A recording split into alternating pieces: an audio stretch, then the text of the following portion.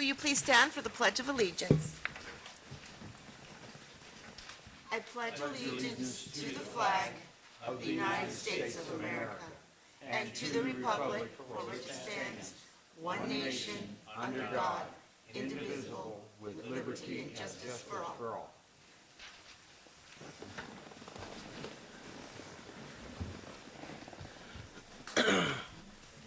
Roll call.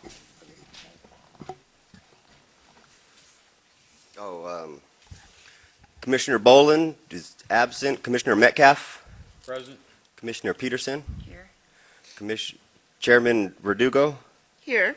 Vice Chair Halby? Here. Commissioner Duran? Here. Commissioner Bacon? Here. Madam Chair, we have a quorum. Terrific, thank you. Let's start with the approval of minutes, but we need to edit the date.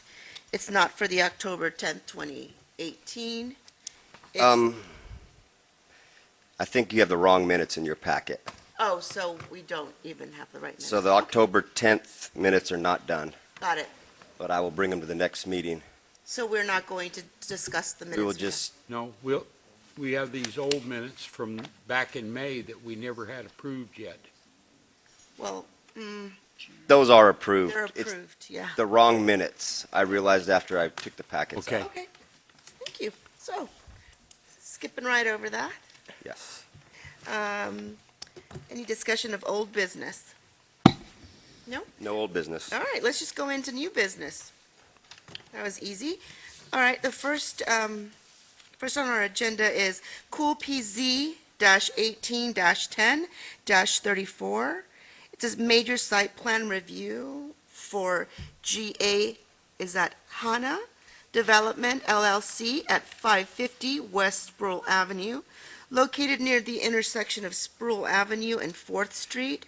Assessor's parcel number 205-17-047C for placement of a 36-unit senior apartment complex on approximately 2.6 acres. Mr. Henson, do you have a backstory? Oh, Mr. Miller. I'm going to handle this one Welcome if you tonight. don't mind. It's a pleasure to be back here and before the commission. Gilbert Lopez is out of town, and I told him that I would be here to help facilitate this item on the agenda this evening and to be here. It's good to be back. Terrific. This item, as you mentioned in your opening remarks, is a major site plan application by GA Han Development LLC for a 36-unit senior housing project, which will be located along West Sproul Road and at the intersection of 4th Street, kind of that generally the northeast corner of that intersection. The property is currently vacant. I think we had a conversation about this about a year ago. I was just going to ask you that. And, back then the applicant was applying for low-income housing tax credits. And through that initial round of funding where it was unsuccessful in obtaining those, Mr. Justin Francis is here this evening representing this project. They were recently notified that they did get, in the second round of selections, were able to get tax credit approval for this project, which is actually going to be a good project, I think, for this neighborhood. The property is zoned R3. It's already zoned for multifamily housing. It has a mobile home overlay, and as you can see on the exhibit on the screen here, north is up, Sproul is on the south side of that site plan, and generally the single-story apartment project is kind of in an L-shaped configuration with parking there along Sproul Road or Sproul Street, and then all the parking which meets the code requirements is there right in the middle, just along on the roadway. Two entrances off of Sproul to the parking area, and then they have a semicircular kind of a pickup drop-off driveway there at the entrance to this senior apartment project.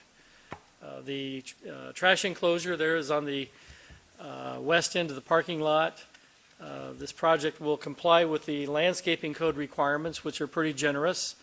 This is a conceptual landscaping plan to illustrate, the amount of landscaping will be on the site, but they will provide a landscaping plan as part of their building plan submittal that's much more detailed in terms of the types of plant material and the ground cover. But it will meet our landscaping code requirement for the city, which is primarily drought-tolerant landscaping.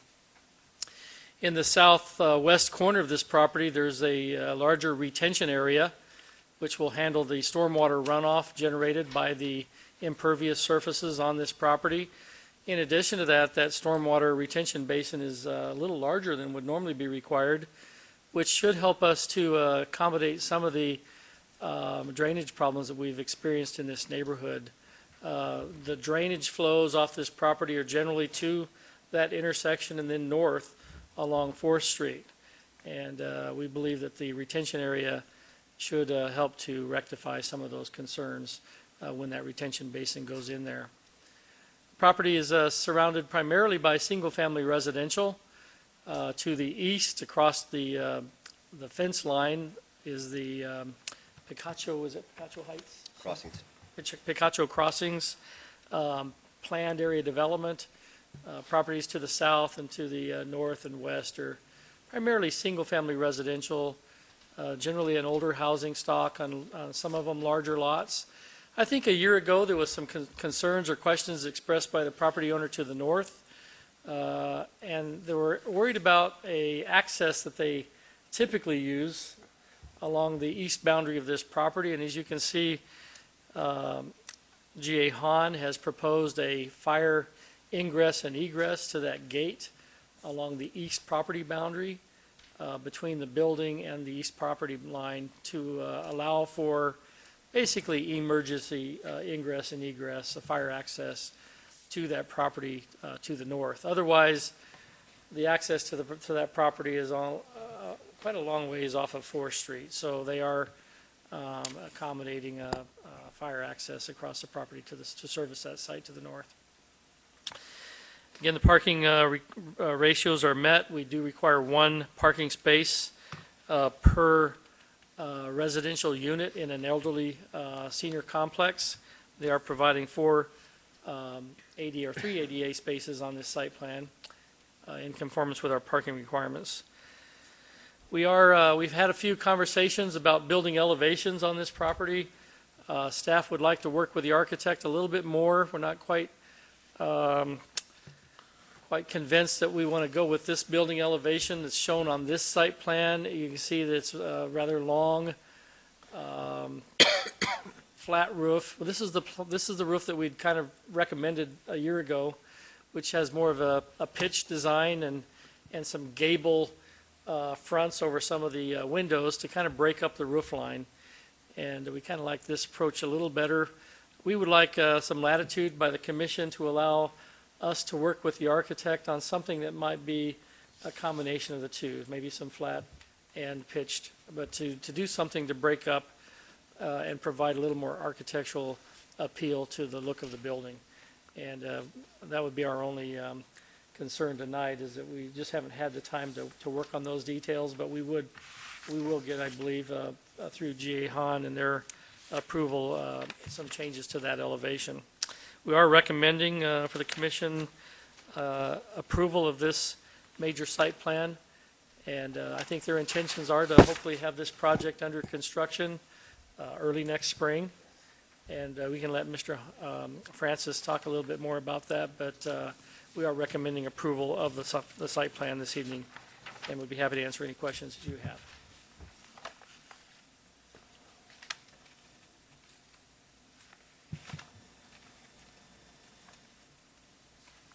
I did receive one call from a property owner that was notified, Robert White. He owns the 2 parcels right here on the western boundary. There's a house on each one of those. He was concerned about the location, the dog run. He asked me to convey that. I don't know where else it would go. And then the block wall terminates at this corner here, and he would like it to extend along the south end of that property to provide privacy for that backyard. My mention in my conversation with Mr. Francis, he can talk about his conversation with that owner, is it's not really a dog run. It's really a place where people, if they have a pet, they can actually take their dog out there, walk it on some grass, let it do its business, but most of these pets are inside the apartment with the residents. But it's just a small area where they go out there and walk a dog, but it's not like a kennel. It's not going to have a bunch of dogs out there left alone. It's more a place for them to go out there and let them do their business and then take them back in the house. As far as the wall, they are recommending or showing a block wall running north and south to the southeast corner of that residential lot. There's really nothing else to screen.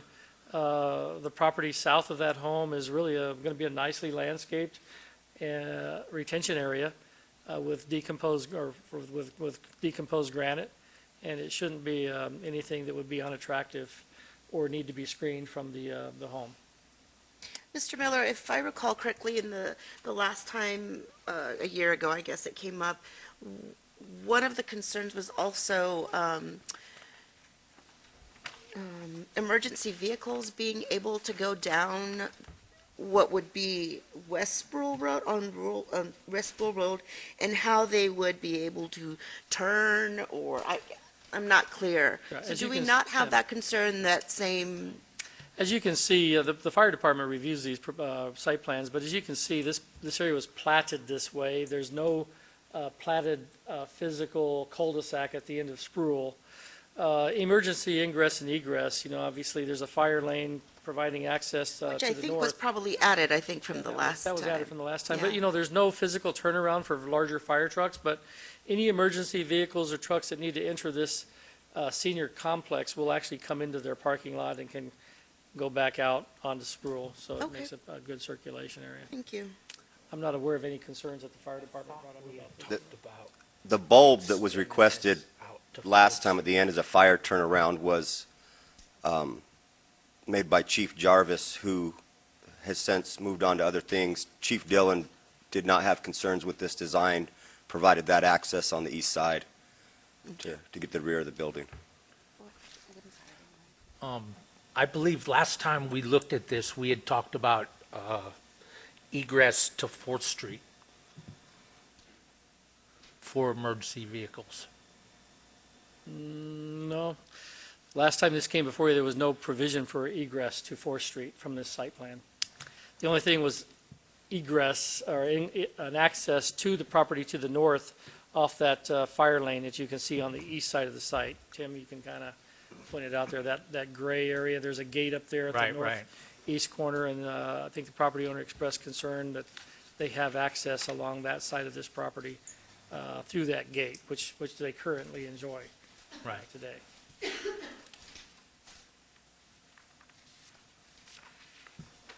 Overflow parking, would that be an issue at all? Can No, cars park along Sproul? This actually, senior housing project, per our parking ordinance, we need one space per elderly residence, which they meet. And they have accessible parking spaces here as well. Okay.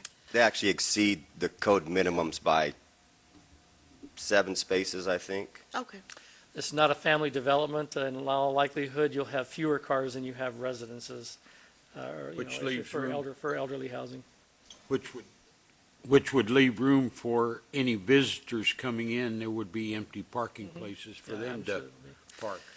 One of the nice things about this property is it is also located, less than a quarter of a mile from the city's transit facility. So, in working with the GA Hahn development, one of the things that they wanted to see as an amenity or see the city do is have transit services to this facility to provide transportation for these senior residents, so they can have, their convenient transportation to the local shops and stores and other services.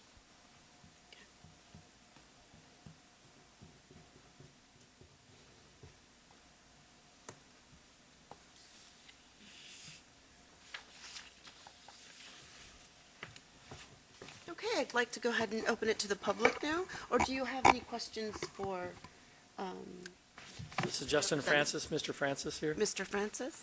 Any questions for Good Mr. evening, Francis? distinguished commissioners. I'll take any questions about the development or the supportive services.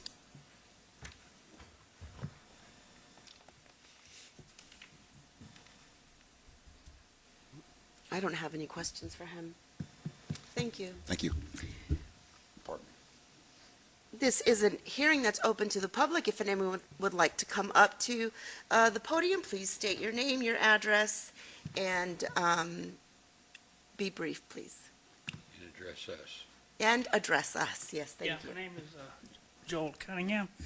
I have the residence, excuse me, to the south of the development, and the only concern that I have, I get irrigation through a ditch that protrudes to the east end of that lot, and just to make sure that it either stays intact or there's a pipeline or something. Is that irrigation going to be I believe that irrigation has to stay.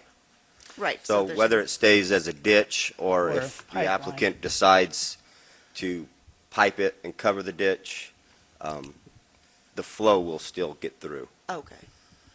Just want to make sure that's, without it, I can't get water. Irrigation. Where's your lot, Mr. Cunningham? It's straight across the street. I'm where it backs up there, 357 Westboro. Do you, I mean, do you have, do you use it here for crop, or do you use it for? It's just for trees and fruit trees and Okay. nut trees. It just, you know, So it's pretty active. Is that irrigation water flowing through there frequently or not? it depends on the storage at San Carlos. Okay, all right. That's part of the San Carlos irrigation Right, system. and some we can actually buy water too, so Okay. we can get it even more if you know. Yeah, if you have a right to that water and through that ditch, and Right. you know it's conveyed to your property, this property owner will have to continue to honor that right and that Right. access to that water. I just want to make sure, you know, once it's something is developed, it's kind of a little bit late to. Who maintains that ditch? It's well, everybody, the property owner actually is supposed to maintain that ditch, the waterway. Now, this property, I have maintained it because I, you know, need to get irrigation through it. So just keeping the weeds and the trees out of it. Are you the only property owner that gets irrigation? No, George Pratt gets it, and a fella on the far street from me gets it. Okay. Francisco, I don't know his last name. Okay. So I think there's, you know, three of us right at the very end. There's a number of properties that have rights to that water, but only a few of them are taking advantage of it. Right, that's correct. But that could change in the future. As they change hands, new owners might decide to utilize that, but it'll still be available. That's about it for me. Thank you, sir. And, well, there was one other thing, and is there going to be, during the construction phase, I park kind of on the street, or am I going to need to park inside? I wonder what's going to, Well, I know you maybe it's too early. If you know that street, on-street parking is allowed. There's Right, no code restrictions for you to park otherwise. So the construction will be on-site. I On-site, so, suspect that yeah, they sure. might have temporary construction fencing around this oh, property while it's going. okay. There may be some narrowing of the lanes when they're putting the sidewalks and things like that in, but it'll be temporary. Well, it would just be sidewalks on that side, right? On You're that not side. going to do anything on the, Mr. Francis, you'll need to come to the podium, please. oh, Thank you. sorry. But, sir, Tim probably can show you better with the spindle. Yeah, the treatment for the sidewalk, a rural regulation sidewalk goes straight around that corner, straight through. We weren't planning any improvements on your side of the street. No, sir. Thank you. Excuse me. Is there anybody else, any other member of the audience that would like to speak on this issue?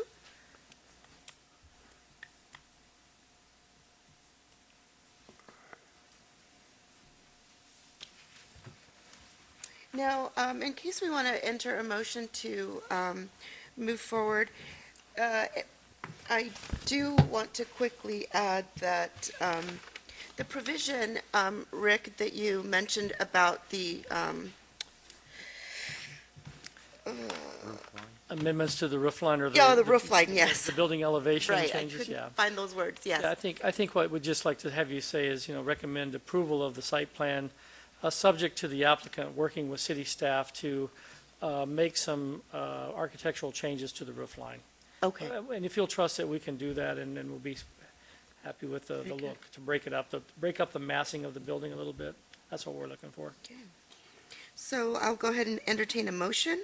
Madam Chairman, I move that we approve Cool PZ 181034 with the provision that the city staff will work with the contractor and the owner to Improve the improve roof line appearance. improve the roof line or modify the roof line. That was the word I was looking for. Modify the roof line to improve the aesthetics of the building. Okay, a motion has been made to approve. Do I hear a second? I'll second. Okay. We have a motion and a second. All those in favor say aye. Aye. All those opposed say nay. Okay, motion carries.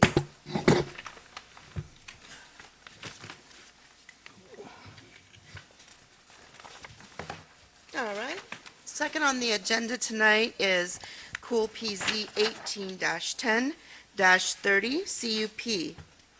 A conditional use permit submitted by Pinnell Land Holdings for a solar farm generally located at Selma Highway and 11 Mile Corner Road in Coolidge, Arizona. APN numbers are 401-20-001B, 401-20-004A, 401-69-001B, 401-69-002B, 401-69-002C, 401-85-0010, 401-85-0020, comprising of 560 acres more or less. Mr. Miller, Mr. Hanson. Thank you, Madam Chair. This property is part of a larger holdings for Pinnell Land Holdings. We've talked about some of this before. This particular site was annexed in 2015 with this kind of northwesterly parcel is subject of an active annexation that we will complete before the end of the year. The area is predominantly agriculture with a lot of vacant desert. There are a few houses in the area. I've received calls from 2 property owners who were unable to be here. There was a Michelle Arneri who lives here. Is it actually vacant property, right? It's vacant property, has 2 parcels. She was concerned with the project. She would like to see landscaping along the southern border. And the second property owner was Jose Romero. He has this house here, and his access is off of Selma. This is actually called Valerian Street, and he would like to see similar landscaping as on the street frontages. They both asked I pass those along to the commission because they couldn't be here. The property is zoned ag, so solar farms require a conditional use permit. We're here tonight. It's been advertised in the paper, mailed to everyone within 300 feet, and the applicants are here if you have any questions for them. We are recommending approval of this conditional use permit, Resolution 1809, with the conditions listed. Madam Chair, can I add just a couple more things here? Yes, of course. You know, as Tim mentioned, this is one of several that we've looked at in recent months. The Pinnell Land Holdings is part of a 12,000, almost 12,000 acre land holding. And there are a number of sites that they've been looking at as the potential for solar, utility scale solar.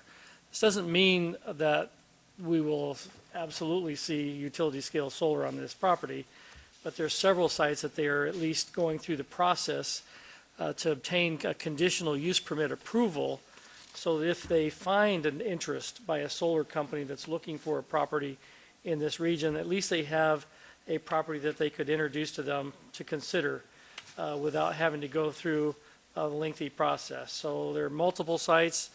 around the city that are similarly situated to this, primarily ag land, that are large enough to accommodate a utility-scale solar project. Utility-scale solar projects generally have a life of 20 to 25 years. This area, as we looked at it, we probably aren't going to see a lot of urbanization on this property for the next 20 to 25 years.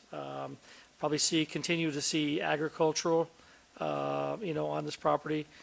Ag land is having its own difficulties, as much as I hate to admit it, with the drought and with the Lake Mead dropping and with the issues that are being discussed right now about how that might impact Pinal County farming. Some of these property owners may look at this as a way to generate some income off the property rather than the crops, which require a lot of water that may not be available.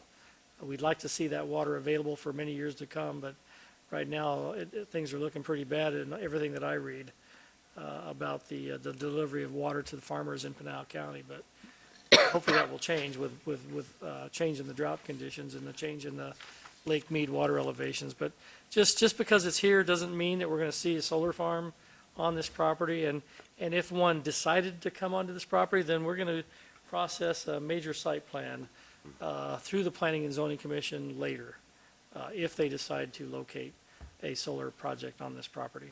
And that same story applies to the other two items on the agenda tonight that you'll consider. So I won't repeat myself again on those items.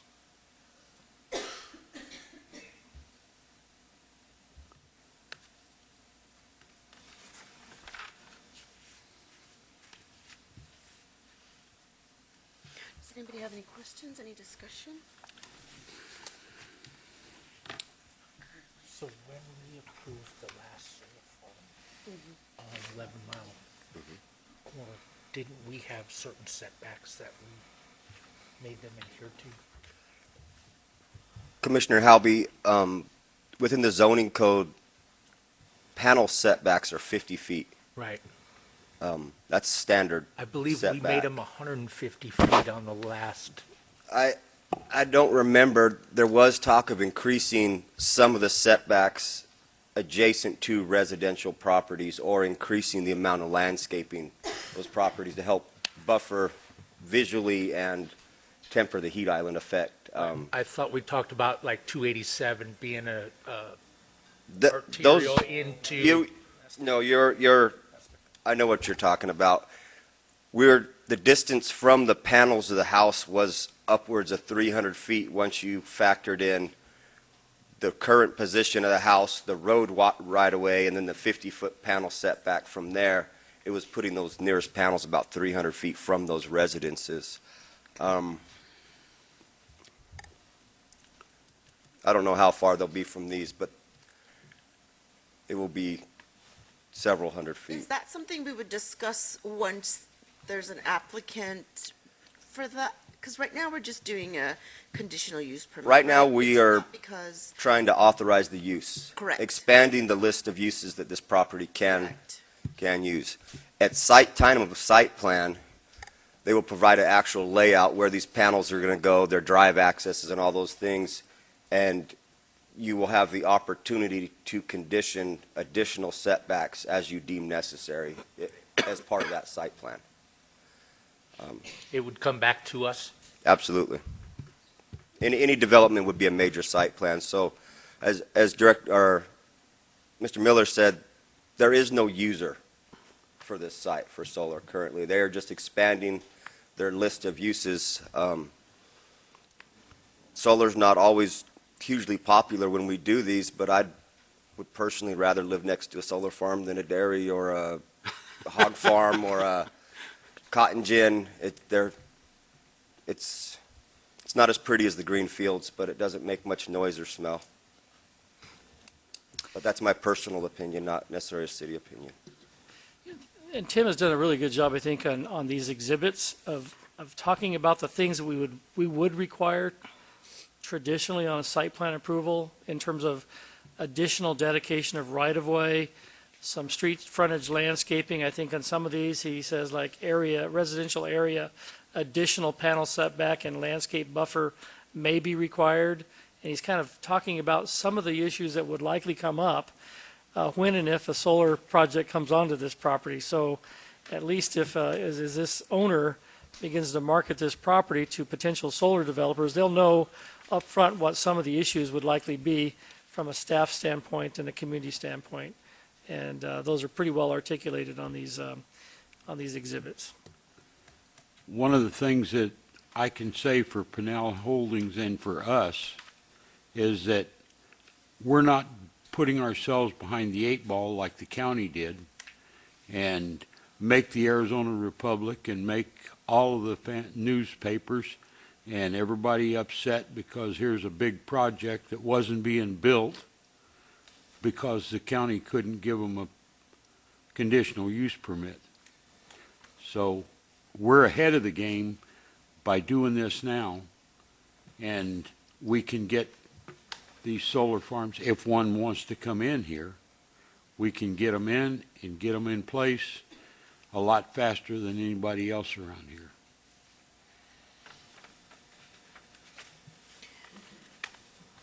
And did you say that someone is here representing Pinell Holdings? Yeah, would you come to the podium, state your name and address the... Hi, good evening. Jacob Anderson, 7154 East Stetson Drive, Scottsdale, Arizona. I appreciate you asking me to come up and address you. We've been here before you in the past, and I think staff has done a great job, as Rick Miller has pointed out. We're not the user, we're just a developer of the land. It's all agricultural, everything that we have at the moment, the 12,000 acres here in Coolidge. We're going to maintain that agricultural status. The idea obviously is that if and when a solar user comes in, they're going to have to go through your site plan approval process, where you will then mandate what they end up having to build and their setbacks based on the exhibit you have in front of you. But we as owners also are very conscious of the land holdings and the future of the city. So, for example, the corners at Selma and 11 Mile Corner, they're not the best uses to have as solar. They're better to be commercial in the future. That'll be dealt with at the site plan approval process meeting.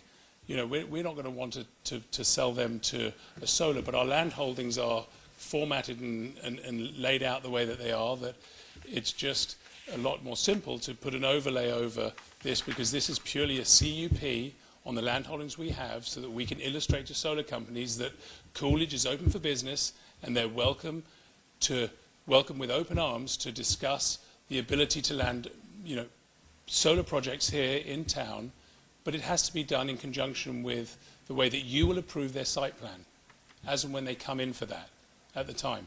This is purely us as the landholders who keep the farm in agricultural status. I'll give you a couple of other examples of what we're doing. When we do this, we go through the process, and when we talk to the solar companies, we insist with them. We have an analysis of assured water supply from ADWR, which you cannot get today in Pinal County. They talk about water, water, water. We're here to preserve our water and give us the ability to keep our water and enable us to develop. What we do in our discussions with the solar guys is we say you don't need water. You've got 25 years of a PPA, a power purchase agreement with you know, whether it's SRP or APS, and so we tell them you don't need our analysis of assured water supply. So we're going to maintain that. We're going to take our 11,447 acres, and if you take acreage from us, you're not getting any of our analysis. We're keeping that so that we can further develop our other lands. Might be 1 year, might be 10 years, might be 15 years, but we're very cognizant of that. We also are absolutely in tune with the farming. 100% of our land is in agriculture, is farmed, and we insist on it staying that way until such a time that it's developed. And they, and where we're able to, and where they'll agree with it, we're also asking them for right of first refusal. Now, that's not something you can insist on us asking in this process tonight, but I'm giving you an example of the way that we think as owners down here, because we think about the longevity of what is here today and what will be tomorrow, potentially. So we ask them for the right of first refusal so that we can keep that water. And then we can go to Katy, Hohokam, and we can talk to them about being able to continue to use that water that these guys can't use. So we're not just here trying to get a solar project to land here. We're thinking it through, and we're giving the city the ability to thrive in its current state as an agricultural community, and in the future for the various developments that may happen, whether it's industrial, residential, or renewable energy. So that's how we think. Just Right, to give thank an you. example. Thank you very much. Pleasure. And happy to answer any questions from. Does anybody have any questions for him? Yes, in projects of the same nature that have taken place in other areas, do you have any idea what the economic impact as far as jobs or other revenue the city might see by way of this project if it were to come to fruition? I don't, because we're not the solar developer. All we're doing here is getting a conditional use permit for the ability for a solar company to come in and analyze that. I would probably defer to staff and say the only solar project in this area was the one on 287. I'm not sure if you have statistics on the impact of that. So I'm not a solar developer. Obviously, the solar, a solar industry or solar array like this on this property would not generate a lot of employment. You know, there'd be a few jobs, but the big number of jobs would be in the construction of this project. These are multi-million-dollar projects, Yeah. and generally, what the city would receive, the biggest benefit we would receive initially would be a one-time construction sales tax revenue. It's just when I say one-time, once it's built, that construction sales tax is paid to the city. That's not a recurring tax. We would see a little bit more of an increase, not sizably, but a little more of an increase probably in our in the property taxes off this property with the solar array on here. But I'm not sure that I can answer specifically what you're looking at. But I'd like to add, if I may, just that one of the other things we're dealing with here, because we've got other land holdings. One of our other land holdings is IPAS in Landport, Arizona, where we're doing the 2,700 acre I-2 industrial park for the city along the Union Pacific corridor.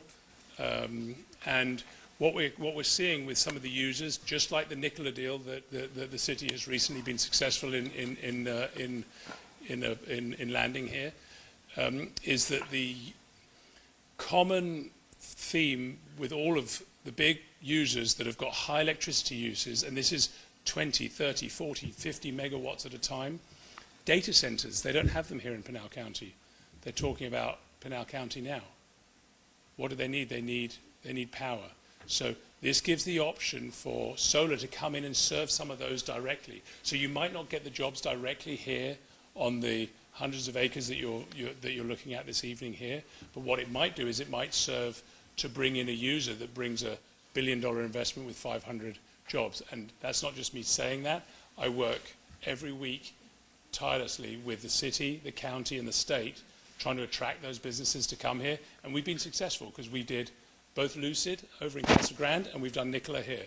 So we have a track record that we're not just here trying to do something that is sort of just off the cuff. Thank you. Anyone else? Okay. Thank you. This is a public hearing, so if anyone would like to wish to speak, please come to the podium, state your name and your address, and please address the council or the commission. Hi, my name is Roger Barker. I live at 21419 South 154th Street in Gilbert. My wife and I own the property straight west of this bottom here. From here up, from here to there. And we're with the Romeros. The Romeros live here. We'd like to have this landscape also, should this be approved. I called, but I can't imagine that you didn't have it on your phone. But I'm curious, you know, we've got the Phoenix Mark coming in there. We're not very far from them. So I'm thinking if we get this all approved for solar and it doesn't go solar, with this approval that they're asking, will they be able to come in here and build large housing developments in this area instead of solar plants? Or, I mean, it sounds to me like it's kind of a carte blanche deal here. You know, they don't really have a solar user. They don't have anybody to use it, but if we can get the approval to get this rezoned, and like he said on the intersections, we're going to use, we're thinking maybe that'd be better to go commercial. I don't know, but I do have a question for the commission, Yes, or sir. for somebody.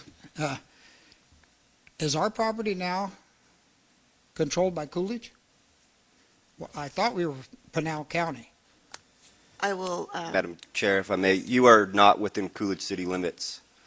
Are these properties that are shaded, are they within Coolidge city limits? Have they all been annexed to The- Coolidge? The ones that have the cross lines on them Yes? are part of city limits. Huh. Um, When that did this- northern piece that doesn't have it, we are in the process of annexing right now and should be through that before the year's end. So your eastern boundary, your property line is coincident with city limits. Okay, That was actually all done when Pinal Land Holdings acquired the Mesa Water Farm. They came into the city, negotiated a pre-annexation development agreement, and we worked extensively with Jakob Anderson and St. Holdings on that pre-annexation development agreement to annex the majority of their 12,000 acres. A lot of it was already in the city limits, and what we've been doing since their acquisition is taking in the remainder of the properties. okay. Well, I have another question. So the city of Mesa came down there and they bought all this land so they'd have water for the city of Mesa years ago. Yes. And that became illegal, I thought, to take water that was designed for a certain property and put it someplace else. But and maybe I misunderstood it, but did I understand that the irrigation water that is allotted to this land can go someplace else then, if they put solar farms on here? I would defer to. So it's a good, Yeah. great question. So what we actually did is we rescued your water from being taken elsewhere, because I think the original plan was, and don't quote me on this because it was in the early 80s, and I was still at school at that time, was that Mesa had purchased this land and done an acquisition of various parcels to potentially have the ability to wheel those water rights, those developable water rights, up into Mesa so that they could further develop their community. And what happened over the years is that they sorted out their ability to find water elsewhere. I think John Kyle helped in that process with a settlement they had with the Indians. I also believe that water technology and renewable, the ability to renew sewage water and make it potable water again became obviously much more technically advanced. And then the Cubs Stadium was potentially moving out of the city of Mesa, and the city of Mesa decided that they wanted to court the Cubs to stay, and they wanted to build them a stadium. And so this was a piece of land investment the city of Mesa had that was able to substantiate their ability to float bonds to build the Cubs Stadium that is there today, and it stopped Mesa from taking the water rights away. So what I just said a minute ago before you was that we have secured the water rights on the property. The property continues to be farmed. The agricultural status stays in place. The water stays in Pinal County. We've also taken one step further, and just like Mr. Metcalf was saying earlier, let's be ahead of the game. We're forward-thinking, I'm forward-thinking, and the city has joined that mentality, and they've done that since we've been here. And it's the right attitude to have, because together we're now keeping our water within our city limits. We're giving ourselves the ability to develop within our city limits. In the meantime, we're maintaining all the agriculture that needs to be maintained on 100% of the farms until such a time that it's developed. This is 12,000 acres. Some of it will be developed in the next couple of years by companies such as Nikola and give jobs to your kids and your grandkids. Some of it won't be touched for 25 years. Some of it may go into solar and then come into housing development in 25 years. That's the reality here. We've done a good thing for the city. We've done a good thing for the county. And we are on top of the list with ADWR, having secured the water rights with ADWR in having done an assured analysis of water supply for 100 years on all 11,000 acres to ensure that the city of Coolidge is able to develop, where ADWR is currently waiting and to see and do an analysis of their own study of how they allot that analysis for other users. We've got it, and we've got the largest one in Pinal County other than this city of Eloy, and that enables this city to continue to grow. So we've worked cognizantly to make sure that it's a true partnership between us, the city, the community at large, the way it exists today, and the way that we have foreseen that it may exist in the future with both the city and the county, I would add, because we were in the county limits before. And so it fits in with their general plan and the city's general plan, everything we've done. Thank you. Thanks for that explanation. Okay. Well, it sounds to me like he needs to run for mayor, but I guess anything that's going to happen here is going to have approval down the road. Site plan. And hopefully we'll be notified, being we're neighbors. The same notification requirements exist for site plan as this, which is all property owners within 300 feet.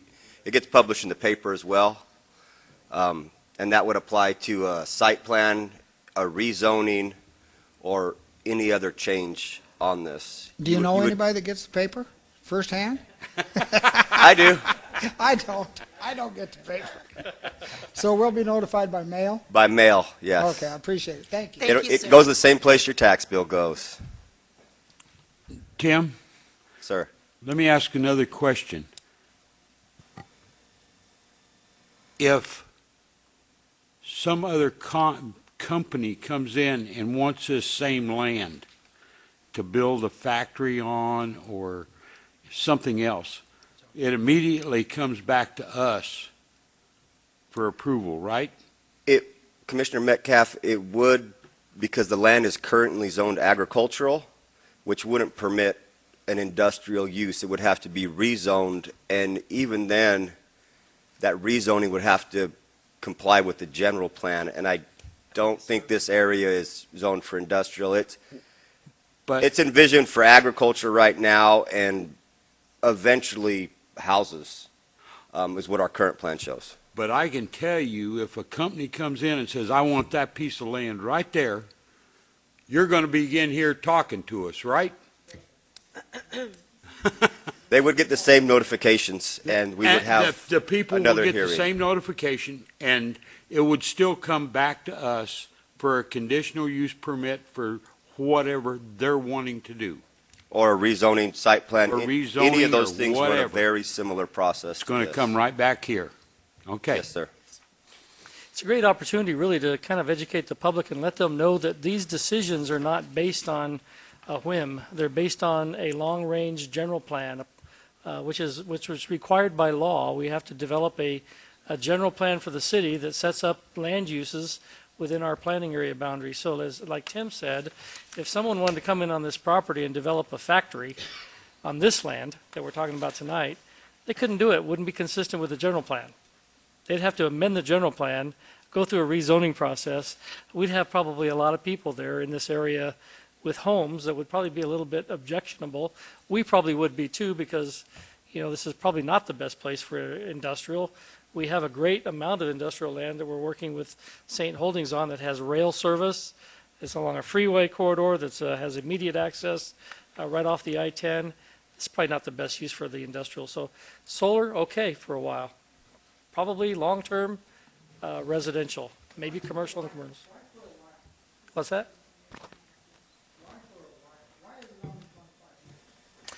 That's what we've been told by the solar developers, that that's generally the life of these projects.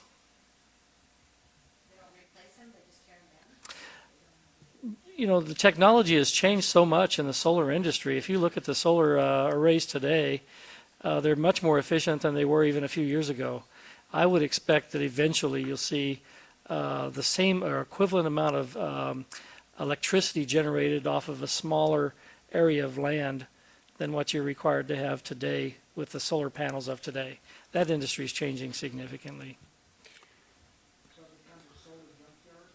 No, I think that that's a good question. A lot of people ask that question. I think that came up at one of our other meetings.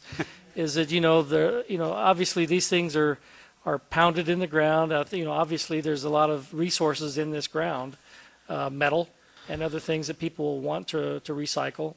And I suspect that they'll find someone that will come in here and recycle that material and put it back into the ground that you see out there today without the crops. Thank you, Mr. Miller. Would anyone else like to speak? Oh, I have a question. I'm Dana Goldman. I live at 5815 East Steel Road. And this isn't about mine, but it's the same type of thing.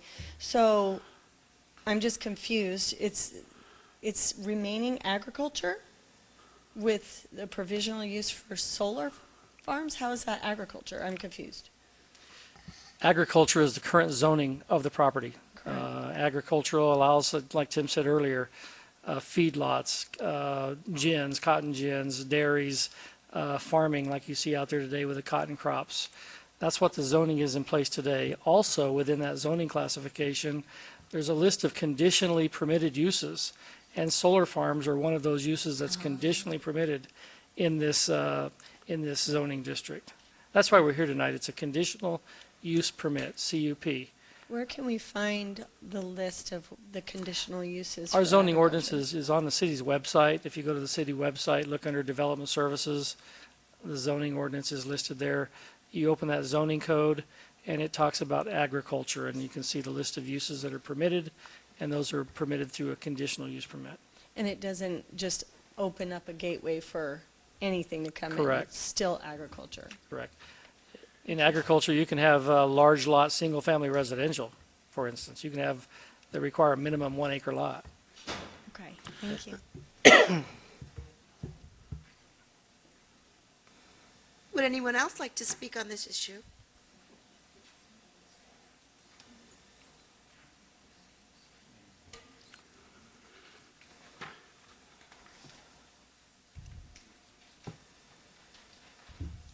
I'm Jimmy Emerson, and this is Randy Ransom. We're partners in the piece of property here that's in the center of this. And if I understand this, I now have my water rights back? Or Mr. Miller, he wants to know, do you now have your water rights back? Is that what you said? he said the guy that was up there said he salvaged our water rights. I don't, he wants to know if he has water rights now. This doesn't affect your water rights at all. Then how did he salvage our water rights? Sir, if you'll come to the podium, please stand so we could hear you. And it is being recorded. We were told originally when we bought the 20 acres that we bought that we had no water rights to that. We could drill a well, but we couldn't irrigate. Because they said the water rights were owned by the city of Mesa. Which 20 acres are you talking about? Well, it's not on that piece. It's on the next piece, I guess. It's not on this. Well, let's see. Let me see. It's 401-48004B.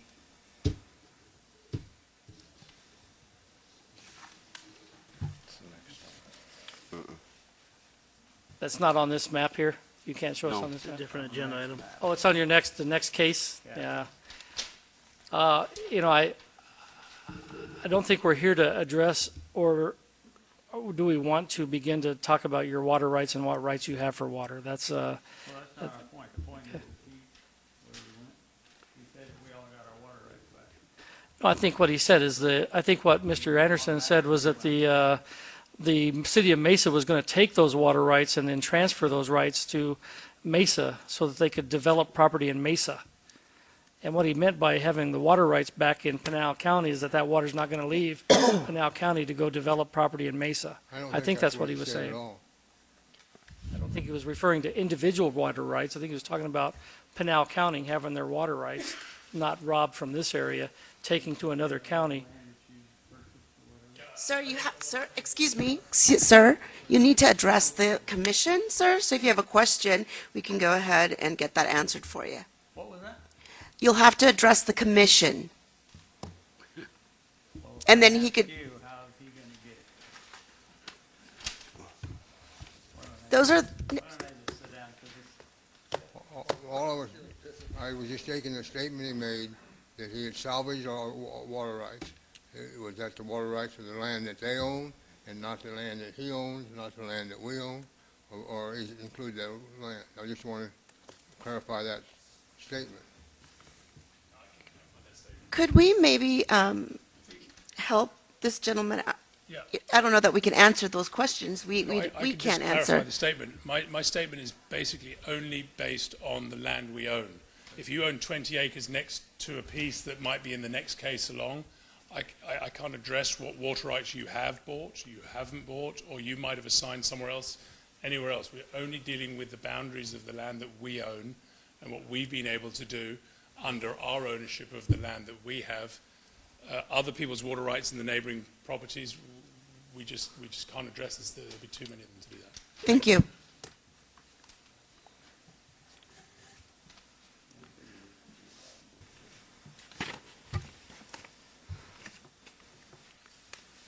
Would anyone else like to speak regarding this issue? All right, I'm going to go ahead and close it to the public. If there's no further discussion, I'll entertain a motion.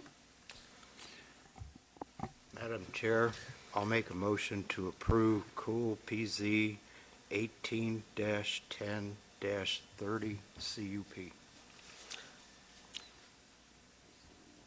And, You'll go ahead and there's more to it, yes. And I think you have to read that whole thing right there. I lost it. Yeah. And what? That And entire verbiage right there. APN's 401-47-0070. no. Resolution 18-09.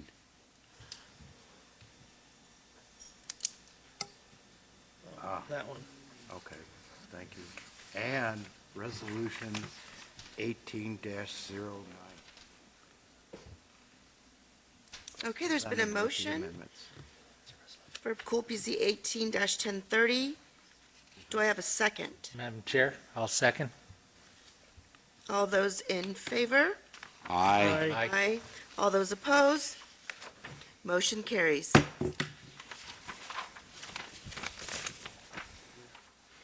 Okay.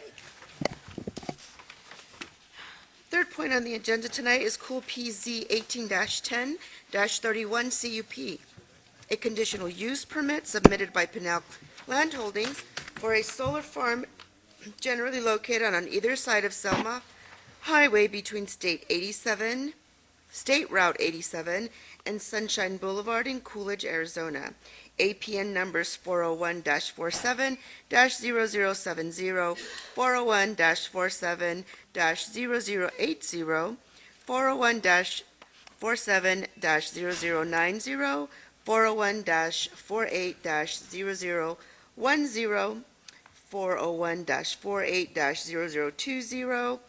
401-48-0020, 401-48-004B, 401-48-004D, comprising of 65 acres, more or less. 615.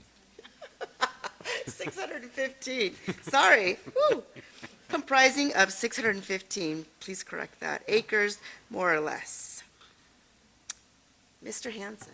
Thank you, Madam Chair. Kind of the same spiel on this side as the last one. This was also part of that same annexation in 2015, bringing in Pinal Land Holdings. This one is actually not far from the last one we were just talking about, also bordering on Selma Highway and the State Route 87 frontage.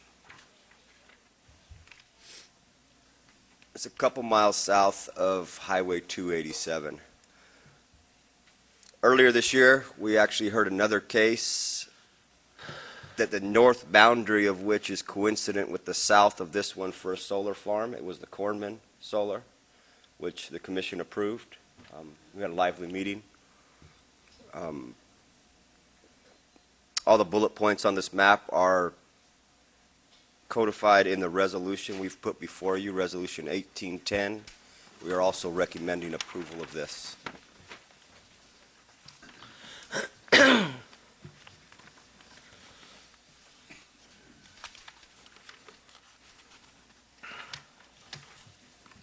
Any discussion?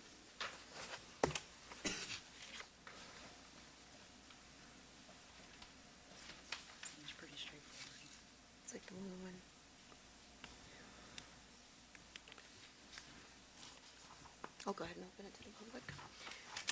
We'll now open up to the public. If anyone wishes to speak, please come to the podium and state your name and your address, please.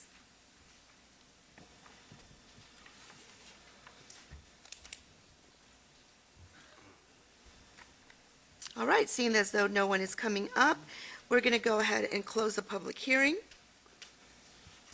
And if there's no further discussion, I'll entertain a motion. I have motion to approve Cool PZ 18-10-31 and Resolution 1810 as presented with the amendments, well, with recommendations listed. Thank you. A motion has been made. Do I have a second? Second. Okay. We have a motion and we have a second. All those in favor say aye. Aye. All those opposed? Motion carries. All right. Our last point tonight is Cool PZ 18-10-32 CUP. Conditional use permit submitted by Pinnell Land Holdings for a solar farm generally located a half-mile north of Story Road down to Steel Road and between the Southern Pacific Railroad and Fast Track Road in Coolidge, Arizona. APN numbers 401-21-0300,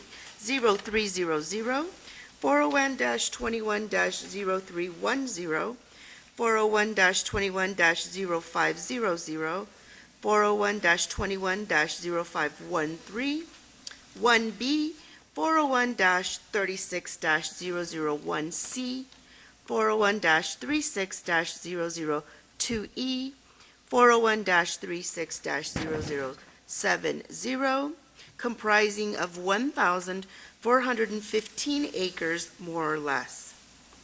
Mr. Hanson. Thank you, Madam Chair. This is the largest of the three sites we're discussing tonight. This site was annexed in 2008, currently zoned agriculture, also farmed. We have previously approved a CUP for a solar south of Steel Road adjacent to this property. There's a number of residential properties surrounding this one, all on acre or better lots. All those within 300 feet were notified based on assessor data. And the north-south freeway is very likely going to come through this property whenever that happens. As soon as they can collect taxes. There are a few hurdles. Once again, all the bullet points on the map are within the resolution we've brought before you, Resolution 1811. We are recommending approval. We have been cognizant of the residential properties around this and are requiring significant landscape buffers for those.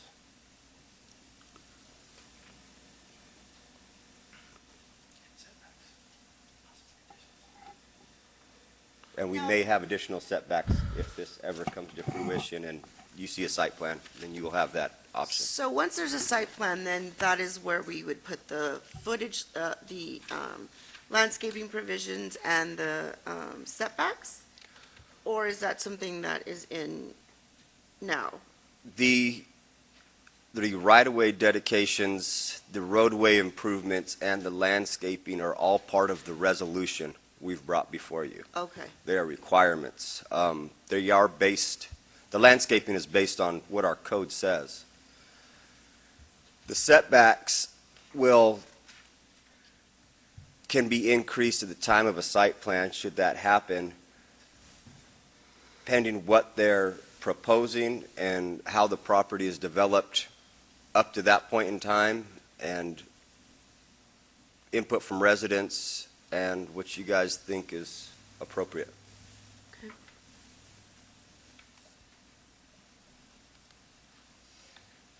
Again, I think if you look at all these bullet points on this exhibit, it generally lays out the things that we're probably going to be talking about in detail at the site plan review process stage. Right.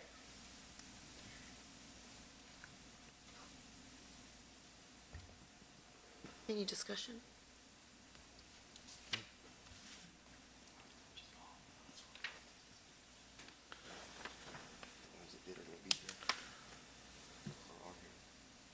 Well, we'll now open it to the public.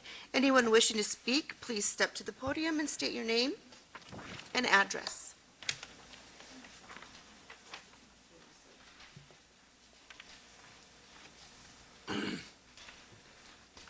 I'm Jim Goldman, one of the owners of Goldman Dairy. And I assume this is just a preliminary plan, correct? All I'm asking for is fair treatment. As you can very well see right here, my residence, my house is right here. Around here you've got setbacks already proposed. I see nothing on this side at all. We aren't talking about that side. We're talking about the north side of Steel Road. I know. But you talked about this here last time, saying preliminary. All I'm saying is, let's look at the logic of this thing, okay? If I own property next to the urbanized, built-up area of Coolidge, even a quarter mile, and I ask for a permit to put cattle in there, would I get one? I'd be surprised if you did. This thing says we're actually going to create nothing but a desert wasteland, aesthetic desert wasteland. That's what it's going to be. It may be high tech. That's all it's going to be there. And I have to look at this thing the rest, how long in the years I'm alive. If you want that in your back door, all I'm asking is, you can do the rest around the deer, I don't care. I'll work the cows. All I'm asking for a little bit setback in here with these houses. Or there will be static, I guarantee you. I think that's logical, that's fair. Thank you. Am I right to say that his property's on the other side, correct? And is not part of the zoning that we're talking about? It's not within this, but the panels, the closest these panels could probably, that's a whole different Right here. case. And this is all going to be solar all around us. Yes. I've got I'm a from, map. These are these two together. We came here before about this one. Now they're telling us this one. So we sit right here. So it's all around us. We're going to be sitting in an island. And all we're asking is, would you like to live in our houses that are there, and it brings down our property value, unless we can do something else with it. And we can no longer farm this if they put it in solar. And right now, we green chop this around here. So you are taking away our livelihood because of this. I appreciate your map. Thank you for showing that to me. So, again, this is a conditional use permit, correct? We're not? correct. We are, There's no plans yet. We don't There- have, there aren't any plans for the setbacks. We have shown the landscaping illustratively with the minimum setback of 50 feet from the property line, the 75-foot right-of-way dedication on this side of the road and the 33 that exists on the other side. The nearest panel be 180 feet away or better, worst case scenario. Now, at the time of site planning, as we said earlier, the commission has the option to increase that 50-foot setback to 80 feet, 100 feet, I mean, whatever you guys feel is warranted. Once we get to that stage in the process, tonight we are talking about authorizing an additional use on the property beyond what is allowed now. What she's bringing back to us is we didn't do anything about their dairy when we did the south side. There was you didn't make any notations on it.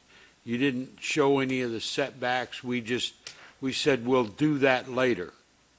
That's correct. There was a note like this one right here that says residential area, additional panel, setback, and landscape may be required. But we are not to that point yet. And that can still happen should this southern site develop, and during their site plan, you will also have the option to impose additional setback and landscape requirements. But that's not what we're doing tonight. Right. So, ma'am, to answer your question is, once there is a site plan or there's someone interested in actually putting in a solar farm, that's still another issue that comes before us, and we still have to agree or disagree or come up with an agreement or a compromise for the setbacks and the landscaping. So, well, of course, sir, you will be notified. you will be notified. My name is Nathan Goldman. Obviously, I'm associated with Goldman Dairy as well. My concern is that I understand we're going to be sitting back and coming back if we're going to talk about that, but I've already gotten calls from contractors wanting to use our overshot well because they want to do bidding for the contracting for this solar farm. That's my concern. I got a direct call from a contractor saying that he want to know if they're able to use our overshot well to be able to get water for doing the construction, and he wanted to be able to put that in his bid for the construction of the solar farm. We're at this point in time, Mr. Goldman, we're not aware of any plan by anyone yet to come in with a major site plan to develop a solar farm on this. I don't know what conversations are being had out there with contractors about doing work for this site, but we're not aware of anybody right now that. Okay, well, I'm just letting you know that those conversations are obviously already happening because I'm getting calls. Okay, well, we're not hearing. We're not hearing nose is right behind you. So let me address that. I think what the gentleman is talking about is a different site, possibly. And here tonight, we're here to address this particular site. Correct. It's the south of us. Yeah, that's why I called you multiple times and you won't return my phone. Let's just be clear. You called me once, I called you back. No, I called you. In the past, I've called you 10 times, you've never Sir, called me back. But sir, Nathan, if you calm could, down. sir, Let's if talk you about could the site address that's the in council. question. The site in question is this site. What the gentleman is talking about is the site to the south. So with all due respect, we're talking about two different sites. I agree with you. Yes, there is an interested party in the site to the south. We're not here this evening to address that. The other comment I will make is we're not taking any livelihood away from you because none of you lease any of our land. Yeah, it is the tenant that is on our farm that is currently farming and will do so until such a time that if any development happens, it will come out of farming and go into development, whether that is in 1 year, 10 years, 15 years, or 25 years. We're here to address this particular site tonight, and there is no plan other than to try and get a conditional use permit for the city to be a step ahead on this particular Thank site. you, sir. Happy to talk to you separately. Thank you.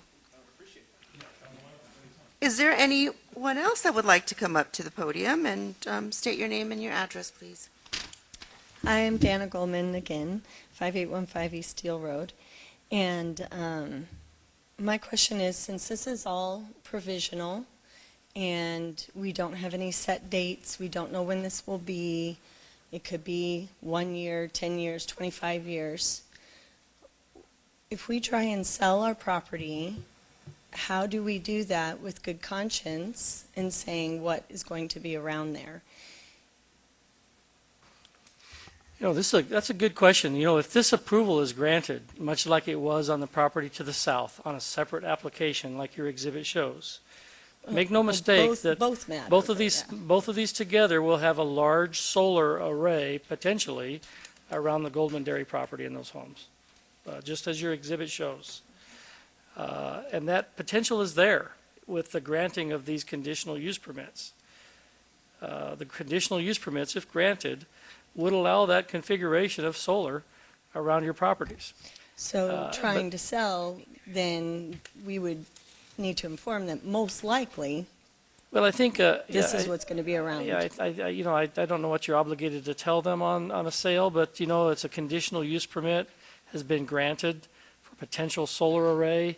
You can go look at other solar arrays in Arizona, one right at 87 and 11 Mile Corner Road. I drive by it every day. And you know, it could be solar, it could be a dairy farm, it could, you know, much like what you have out there right now, it could be a cotton gin, it could be any number of things in an agricultural zoning district. And there's no way to get timelines and that sort of We thing. don't have timelines at this point, no. And then my other question was, I looked on the website for what is allowed on agriculture. So does this fall under public utility buildings, structures, and equipment? Because it doesn't specify solar farm, so I'm wondering what that falls under. And no, it doesn't. It's actually, the website needs to be updated. Council, Council just recently. Council has approved the amendment adding solar farms as a conditional use in I-2 and agricultural zoning earlier this summer. And the one on the web is not current, but I would be happy to get you a current copy. Okay, thank you.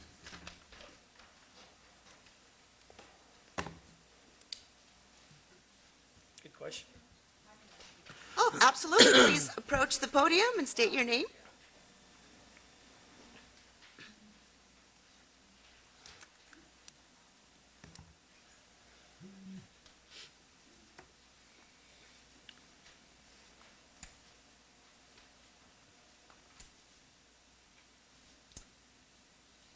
My name is Judy Lynch, and I'm going to show you where my property is. Certainly. I got you, Judy. Right there. This is where I live. This is my other place down here. My house, and my place right here. So those three places are mine. And my concerns is this road, which is Christensen Road. It's all dirt, which you probably tell by that map. Anytime it rains, nasty, nasty road. So what I'm wondering is, since I see on the map that you've got like chip seal, on Story Road, if there's any way that somebody could do the chip seal on that road when it comes about. You understand what I'm saying?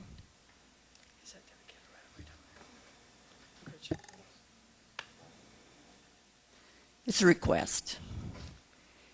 In the summertime, when it's not raining most of the time, that road is, whenever it's, say the farmers come down there in equipment, the dust is so fine, you could sneeze and you're just covered with it. So here again, chip seal would be so much nicer around that road.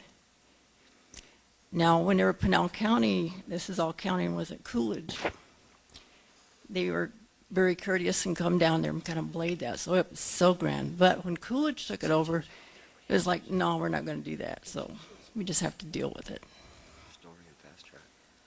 Also, I see where you've got, where it's got frontage, not frontage, but trees and shrubbery around there, which would be pretty grand. But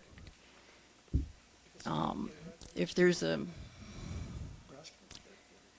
I could request, like, I'm requesting like a mesquite rather than Palo Verde, because for one thing, the Palo Verde, whenever they start to die or whatever, it's really a mess. Mesquite is, I think, a more durable plant, if you know what I mean.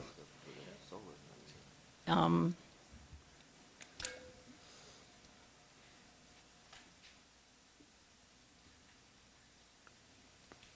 here, there's a water outlet from CFP Canal, which comes down a little irrigation ditch coming down this way, and it goes all the way down.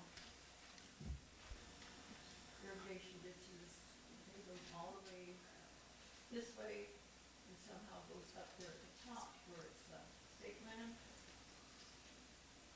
And there's cattle sometimes that runs out there, so I'm just guessing this, but I'm believing that the cattle would probably like to have some water out that way, and that's how I get the water to just out there and further down. So this ditch that goes right here in front of my house, my property, I also use it to irrigate my yard and stuff. So I hope they don't take that ditch. At this point, we're not doing anything with the ditch, everything is as is now. The irrigation will be unaffected. It will continue should this develop. The request to add Christensen south of Story Road, looks like about a half mile to the other two chip seal roads, is something that the commission can consider and add if you like. I think that that actually provides, that roadway that she's referring to that provides access to her property also provides access to these solar panels as well, so that may not be an unreasonable request. I don't We think so are either, because requiring you get, right-of-way dedication on because that if you get like I'm sorry. some of these big trucks that comes down that way, it is just filthy, filthy, filthy. Not only that, but I just dread it whenever they start coming down, because then the road is all tore up. And that's about the only way I can get out of there. Thank you. Now, this would, regarding the chip seal, Mhm. that would only come if there was a conditional, or there was a solar farm, correct? Or potentially any other kind of development. There's development standards that we apply Okay. whenever it becomes something besides a farm. May I just say, I think I second what staff has suggested. I think that's a good idea for this particular road.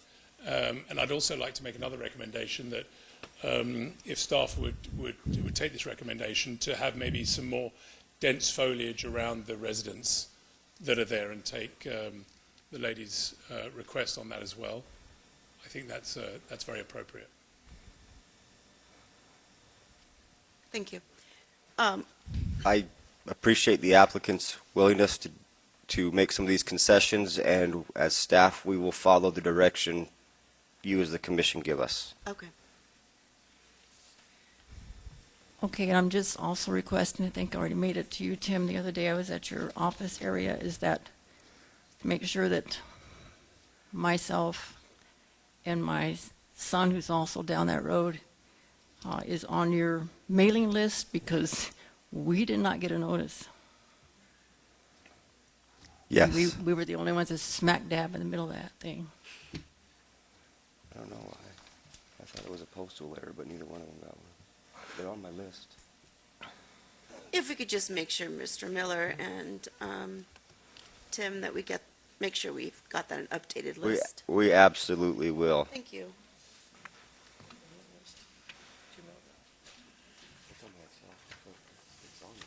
Would anyone else like to speak tonight regarding this issue? Sorry, one more question. They just keep popping up.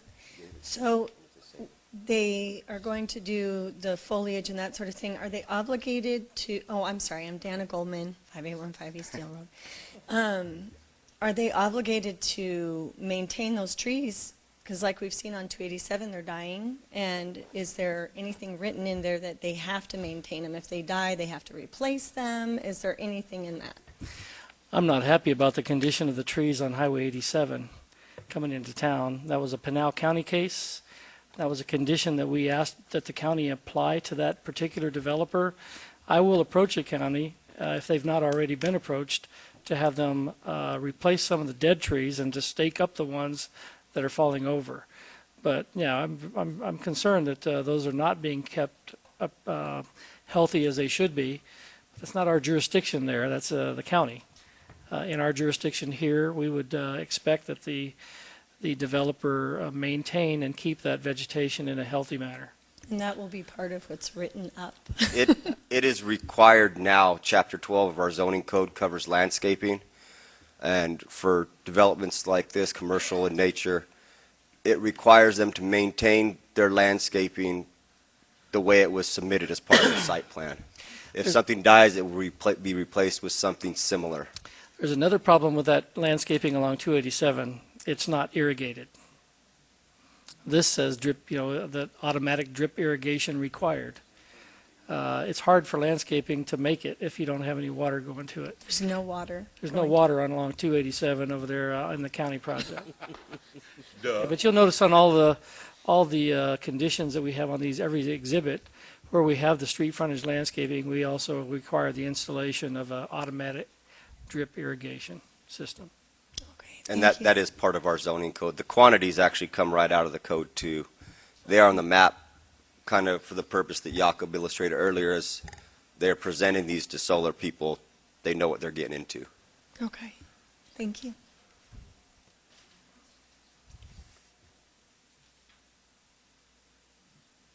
Anyone else like to speak?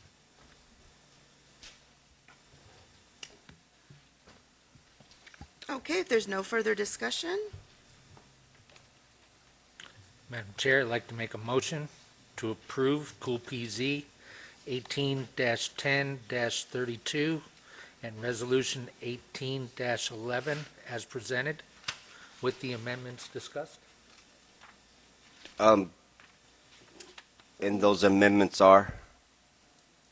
I need you to tell me. we need to be clear about the chip seal Um, and the shrubs.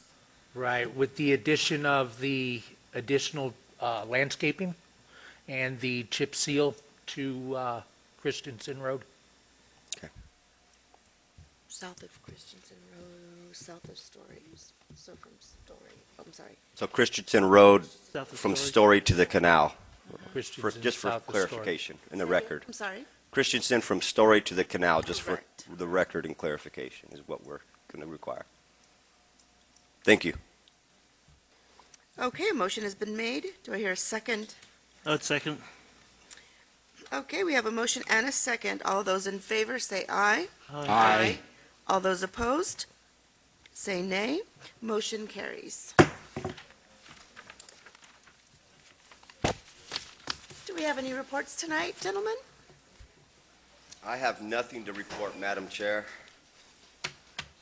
Okay.